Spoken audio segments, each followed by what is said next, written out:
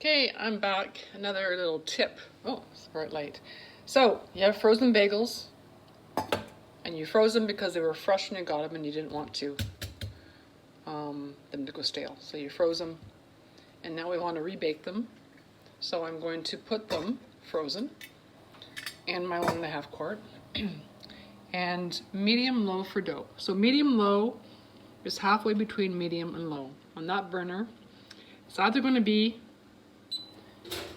2, like halfway there, or if I remember correctly, that burner is slightly low, so that could be it. And that's going to rebake the bagels, and they're going to be fresh again. Now, if you do this with donuts, I warn you, it's very, very dangerous because they taste like they just came out of the oven, and then they're really, really good. Hope that is helpful. And I keep the temperature the same as if I was baking them in the oven. But I don't have an oven because this is my oven.